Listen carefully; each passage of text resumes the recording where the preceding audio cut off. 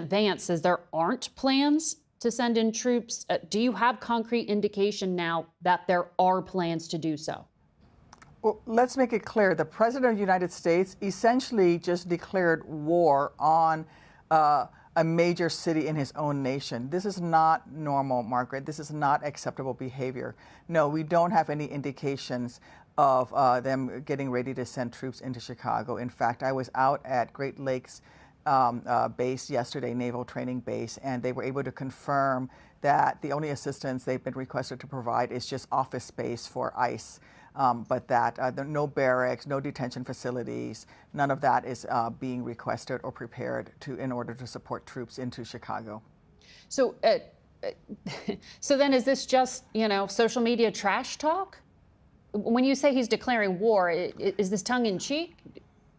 I think he's renaming the Department of Defense the Department of War. And did he not just say that Chicago will find out what it means to be at war? I take what the President of the United States says very seriously, because that is the respect you have to give to the office. And if that's what he's declaring, then let me make it clear. It would be an illegal order to declare war on a major city, any city within the United States by the President of the United States.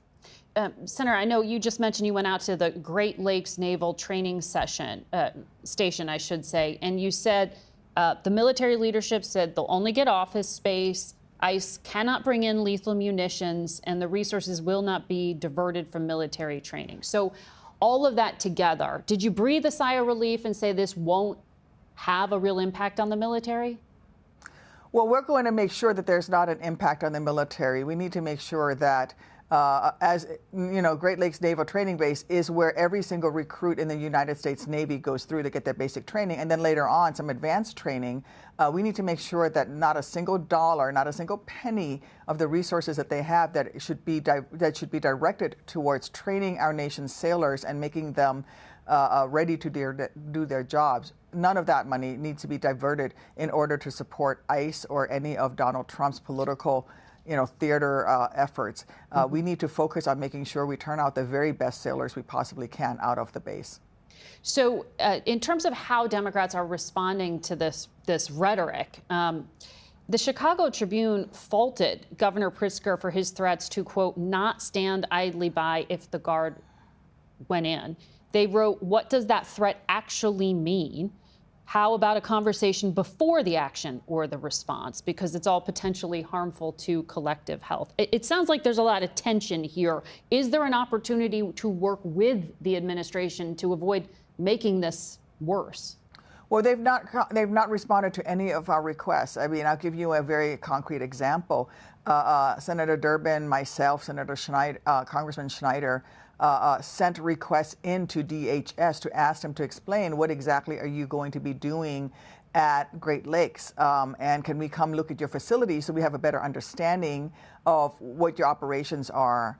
And they replied, no, you can't, and in fact gave their staff the day off on the day that we went to go look at their facilities, and locked the doors and left the base. Basically, they fled the base. This is not the action of someone that's doing something legal or that they're proud of. They literally gave their people the day off, locked the doors, and left. Now, the Navy allowed us onto the post. They allowed us to tour the outside of the facility and also where they would be storing the non-lethal munitions. But DHS did not show up. And we certainly have sent the administration multiple inquiries about what they're planning on doing. Who are they bringing into Chicago? Are they planning to bring the National Guard in? They've done none of that. They've not even reached out to local law enforcement to try to coordinate. If they were truly, truly interested in fighting crime, then they would work with local law enforcement and ask them, what do you need? What help do you need? And we've not gotten any communications or feedback from the administration whatsoever.